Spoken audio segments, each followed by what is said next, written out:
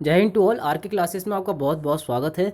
दोस्तों आज की वीडियो हम अपनी जनरल साइंस की सीरीज को आगे बढ़ाएंगे। दोस्तों आज का हमारा टॉपिक है बेसिक कंप्यूटर नॉलेज। दोस्तों आर के क्लासेस सीजी कैट एग्ज़ाम के लिए यूट्यूब पर पहला चैनल है। तो दोस्तों जो भी आपके दोस्त इस एग्ज़ाम की तैयारी कर रहे हैं या फिर जिन ग्रुपों से आप जुड़े हुए हैं उन तक इस वीडियो तक पहुँचाएँ, जिससे और भी स्टूडेंट इस वीडियो का लाभ ले पाएँ। दोस्तों अगर आप हमारी प्रीवियस वीडियोज़ देखना चाहते हैं तो ये हमारी प्लेलिस्ट में अवेलेबल है। आज की क्लास शुरू करते हैं। दोस्तों हमारा पहला क्वेश्चन है a computer is program to, these are the option. अब दोस्तों इसका सही आंसर है ऑल द एबव। अब दोस्तों इसको देख लेते हैं हम कि कंप्यूटर प्रोग्राम कैसे करता है। इसमें इनपुट भी होता है, फिर डाटा प्रोसेस होता है, फिर आउटपुट होता है। इसका मैं आपको एक सिंपल सा एग्जाम देता हूँ। कभी आपने अपने पीसी या लैपटॉप में हेडफोन को कनेक्ट किया है? जब हम हेडफोन को कनेक्ट कर लेते हैं उसमें होता क्या है, देखो जैसे हमें मान लीजिए कोई वीडियो यूट्यूब पर सुनना है, तो सपोज दैट क्या करेंगे, हम कीबोर्ड से सबसे पहले उसे क्लिक करेंगे, जब भी तो वीडियो प्ले होगी। तो वो क्या है कि हमने इनपुट दे दिया। अब सपोज दैट वो क्लिक होने के कुछ माइक्रो सेकंड बाद ही वो वीडियो प्ले होगी ना, तो वो क्या हो गया, हमारा डाटा प्रोसेस हो गया। अब जो रिजल्टेंट क्या हुआ कि उसकी वॉइस हमें सुनाई देने लगी, तो ये हो गया हमारा रिजल्टेंट, जो हमारा आउटपुट हो गया। तो ये कंप्यूटर इसी तरह काम करता है। Next question is a computer along with additional hardware and software together is called, these are the option. और दोस्तों इसका सही आंसर है option number D, computer system. अब मैं आपको बता दूं सॉफ्टवेयर क्या होता है। देखिए जिनको कंप्यूटर का वो पार्ट जिसको हम टच नहीं कर सकते या टच कर फील नहीं कर सकते, वो होता है सॉफ्टवेयर। लाइक दैट जितने भी ऑपरेटिंग सिस्टम्स आते हैं, हमारी विंडोज़ आती हैं, सॉफ्टवेयर्स आते हैं, एप्लीकेशंस आते हैं, ये सारे हमारे सॉफ्टवेयर के पार्ट्स हैं। हार्डवेयर में क्या आता है, जिनको हम छू सकते हैं, जैसे हमारी हार्ड ड्राइव्स हो गई, सीपीयू हो गया, यूपीएस हो गया, मॉनिटर हो गया, ठीक है, रैम हो गई, ये सब क्या है, मदरबोर्ड हो गया, एसएमपीएस हो गया, ये सारे हमारे हार्डवेयर के पार्ट हैं। ओके। अब इसमें और क्या दिया हुआ है, मदरबोर्ड हमारे सीपीयू का ही पार्ट होता है। सीपीयू को आप जानते हो, ठीक है। सीपीयू क्या है, ब्रेन ऑफ कंप्यूटर कहते हैं इसे। अब इसके बाद में आ जाता है कि यूपीएस क्या होता है। यूपीएस क्या होता है, अनइंटरप्टेड पावर सप्लाई देता है। जैसे मान लो, अब मैं आपको एक सिंपल सा एग्जाम्पल से समझा देता हूँ। सपोज दैट मेरे पास एक सीपीयू है, ओके, जिसके अंदर हमारा मदरबोर्ड भी है, एसएमपीएस है, सब कुछ है। अब मान लो इसके थ्रू मुझे स्क्रीन लेना है। इसमें जो प्रोग्राम्स रन करा रहे हैं हम, जो भी चीज़ हम देखना चाहते हैं उसको हम कहीं तो देखेंगे, तो हम किस में देखते हैं, मॉनिटर में। ओके, वो हम किस में देखते हैं, मॉनिटर में। अब मॉनिटर में हम इनपुट कैसे देंगे, सपोज हमें यूट्यूब पर वीडियो चलानी है, तो कोई तो इनपुट डिवाइस हम देंगे। तो उसके लिए हम क्या यूज़ करते हैं, कीबोर्ड। और क्या यूज़ करते हैं, माउस यूज़ करते हैं, ठीक है। कीबोर्ड माउस हमने यूज़ कर लिए। अब इसके बाद में आता है, सपोज दैट अगर हमारी लाइट बार बार चली जाती है तो क्या होगा, हमारा प्रोसेसर बार बार चालू होगा, बंद होगा। तो इसके लिए हम एक पावर का बैकअप रखते हैं। जो पावर का हम बैकअप रखते हैं उसे हम बोलते हैं यूपीएस। ओके, तो ये आपको याद रखना है। अभी अगर एग्जाम में पूछ लेता है कि सीपीयू का फुल फॉर्म क्या होता है, तो सेंट्रल प्रोसेसिंग यूनिट सीपीयू का फुल फॉर्म होता है। ये भी आप याद रखिएगा। Next question is a computer system primarily comprises of, these are the option. और दोस्तों इसका सही answer option number D, all the above. अब देख लेते हैं। देखिए कंप्यूटर में क्या होता है, सीपीयू भी होता है, मेमोरी भी होती है। अब मेमोरी आपसे पूछा जाए मेमोरी क्या होती है, तो ये एक डिवाइस और सिस्टम जिसमें हम अपनी सारी इन्फॉर्मेशन स्टोर कर देते हैं, तो उसे हम क्या बोलते हैं, मेमोरी बोलते हैं, एक टेम्परेरी टाइम के लिए। ओके। अब स्टोरेज डिवाइस क्या होती है, स्टोरेज डिवाइस जैसा कि आप जानते हैं, आपकी पेन ड्राइव है, मेमोरी कार्ड है, हार्ड डिस्क है, तो इसमें हम डाटा को स्टोर कर सकते हैं ना, तो ये हमारी स्टोरेज डिवाइस होती है। Next question is CPU is also called, these are the options। और दोस्तों इसका सही answer option number D, A and B. अब दोस्तों हम इसमें देख लेते हैं, इसको ब्रेन ऑफ कंप्यूटर भी बोलते हैं, इसको प्रोसेसर भी बोलते हैं नॉर्मल लैंग्वेज में। अब रजिस्टर्स में आपको बता दूं रजिस्टर्स क्या होता है। तो ये क्या होता है कि जितने भी हमारे इंस्ट्रक्शंस होते हैं या डाटा होता है, उसको ये हमारी लोकल मेमोरी में स्टोर करता है, जिसको हम कहते हैं रजिस्टर्स। ये क्या है, एक सीपीयू का ही हमारा पार्ट है। Next question is what are the components of CPU. Registers मैंने आपको पिछले क्वेश्चन में बता दी, रजिस्टर्स क्या होते हैं। ये हमारी क्या करते हैं, स्टोर करते हैं किसको, डाटा और इंस्ट्रक्शन को, किस में करते हैं, लोकल मेमोरी में, ठीक है। अब आपसे पूछा है अर्थमेटिक लॉजिक यूनिट क्या होती है। अब देखिए ये डाटा जो हमारे पास आया, ठीक है, इसके पहले मैं कंट्रोल यूनिट आपको बता देता हूँ। कंट्रोल यूनिट में क्या करते हैं हम, कि जो हमारे पास डाटा आया रजिस्टर्स में, उसको हम सीक्वेंस कर देते हैं, एक सीक्वेंस बना देते हैं कि कौन सा डाटा पहले एग्जीक्यूट होगा उसके बाद कौन सा होगा, ऐसा सीक्वेंस बना दिया। तो ये किसने कर दिया, कंट्रोल यूनिट ने काम कर दिया। अब उसके बाद में जितने भी अर्थमेटिक लॉजिक्स लगते हैं उसमें 0 1 बाइनरी वाले जो भी लॉजिक्स लगते हैं वो काम कौन करता है, अर्थमेटिक लॉजिक यूनिट वो काम करती है। इससे हमारा जो प्रोसेसिंग है वो कंप्लीट हो जाती है। तो इसका आंसर क्या होगा, option number D, all the above. Next question is the device through which control signals are send to computer as term is. These are the options. और दोस्तों इसका सही आंसर है option number A, input devices. अब देखो इसमें क्या कर रहा है, वो बोल रहा है कि device through which control signal are send to a computer. अब जैसे मैंने आपको कीबोर्ड का एग्जांपल दिया, जैसे हम कीबोर्ड का बटन दबाते हैं, कोई भी प्रेस करते हैं की उसकी, तो क्या होता है, एक सिग्नल ही तो भेजते हैं हम कंप्यूटर को जिसके अकॉर्डिंग वो वर्क करता है। तो ये क्या हो गया, हमारा इनपुट डिवाइसेस होती है।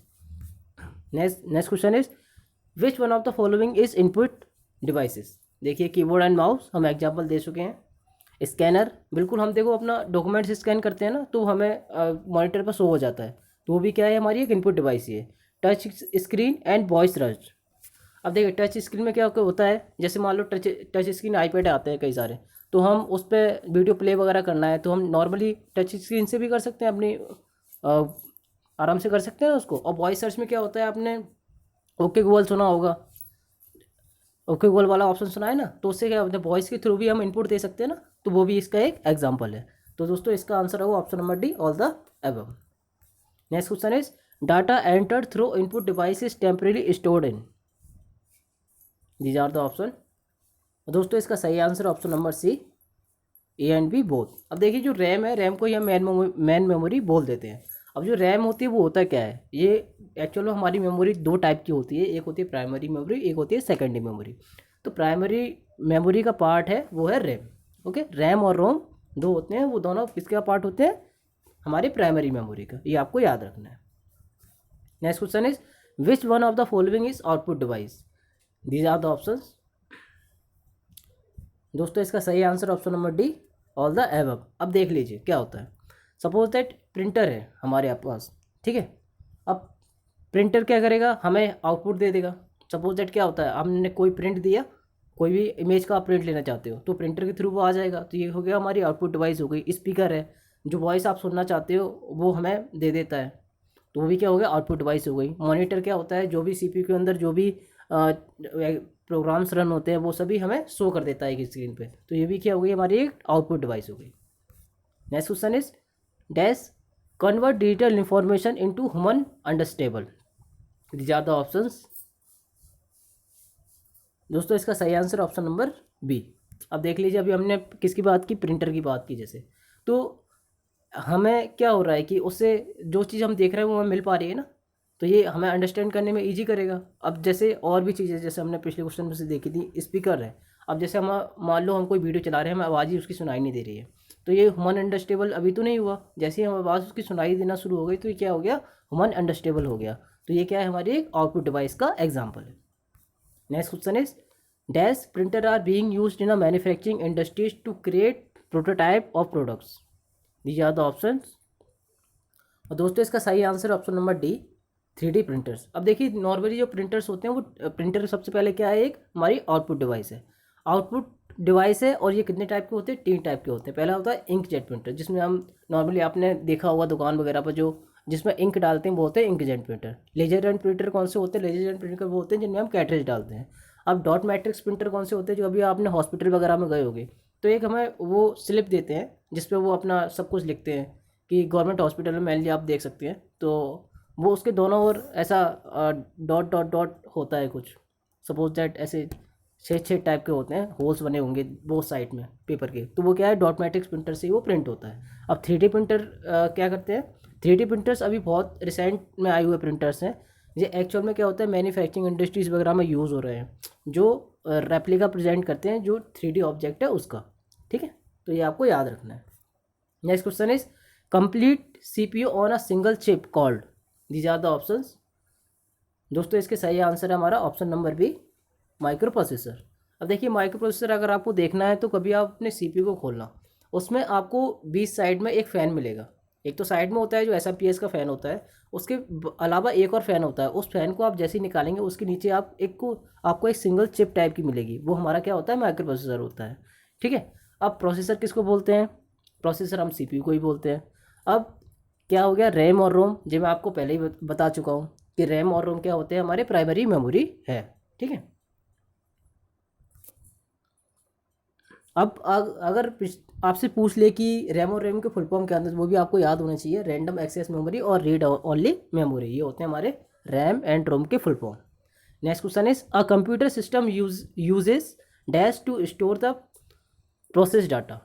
अब देखिए कंप्यूटर सिस्टम में कौन से नंबर्स यूज़ होते हैं, तो बाइनरी नंबर यूज़ होते हैं ना। बाइनरी नंबर हम पढ़ चुके हैं, क्या होता है 0 1 की फॉर्म को हम में यूज़ होता है। ठीक है, तो ये भी आपको याद रखना है। Next question is basic unit of memory are called, these are the options. और दोस्तों इसका सही answer option number B, bits. ठीक है। अब आपको इसमें क्या याद रखना है, देखो एक बिट्स क्या होता है, सबसे छोटी यूनिट होती है किसी भी कंप्यूटर डिवाइस, मतलब कंप्यूटर की दुनिया में सबसे छोटी यूनिट क्या है, बिट्स है। अब 4 बिट्स, जो 4 बिट्स होते हैं वो क्या करते हैं, एक निपल बनाते हैं। ठीक है, एक निपल किससे बनता है, एक निपल बनाते हैं 4 बिट्स। 4 बिट्स बराबर एक निपल हो गया। ठीक है, और 8 बिट्स बराबर क्या होता है, एक बाइट होता है हमारा। 8 बिट्स बराबर क्या होता है हमारा, एक बाइट होता है। 8 बिट्स बराबर एक बाइट। ओके।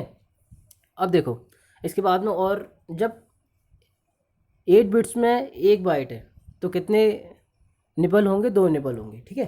अब और क्वेश्चन भी पूछ लेता है, जैसे 1 KB में कितने बाइट होते हैं, तो 1024 बाइट होते हैं 1 KB में। पूछ लेगा कि 1 MB में कितने KB होते हैं, तो 1024 कितने होते हैं, KB होते हैं 1 MB में। अब पूछ ले 1 GB में कितने MB होते हैं, तो 1024 का सिक्वेंस आपको याद रखना है। ठीक है। Next question is how many type of memory does the computer have, these are the options. दोस्तों इसका सही आंसर है हमारा ऑप्शन नंबर ए, 2। ये मैं आपको पहले ही बता चुका हूँ कि 2 तरीके की मेमोरी होती हैं कंप्यूटर सिस्टम में, एक होती है प्राइमरी, एक होती है सेकेंडरी। अब प्राइमरी के एग्जांपल्स हम देख चुके हैं, रैम एंड रोम होते हैं। सेकेंडरी को कौन सी होती है, जिसमें परमानेंट हम डाटा अपना स्टोर कर देते हैं फ्यूचर यूज़ के लिए। सपोज दैट जैसे पेन ड्राइव में हमने ले लिया, या फिर अपनी मेमोरी कार्ड में रखा हुआ है, SSD में रखा हुआ है, तो ये सारे सेकेंडरी मेमोरी के एग्जाम्पल्स हैं। Next question is which one of the following is a primary memory. देखिए cache memory, RAM, ROM, all the above. दोस्तों इसका सही आंसर हमारा option number D, all the above. अब देखिए कैश मेमोरी क्या होती है, सपोज दैट हमारी जो रैम होती है ना, वो उतनी फास्ट नहीं होती कि वो एज पर प्रोसेसर काम कर पाए, तो उसके लिए हमें कैश मेमोरी की ज़रूरत पड़ेगी कि एक ऐसी मेमोरी जो प्रोसेसर के हिसाब से उसी स्पीड से काम कर पाए। तो उसके लिए हमने किसको इंट्रोड्यूस किया, कैश मेमोरी को।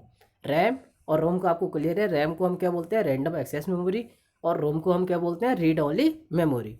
ये आपको याद रखना है। ठीक। Next question is hard drive, SD card, SSD comes under which memory. Okay, तो देखिए दोस्तों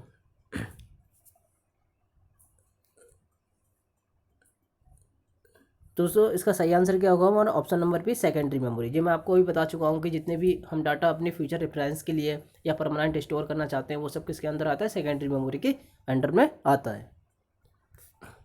next question is dash is the set of instruction and the data that makes hardware function to complete the desired task. Okay, these are the options.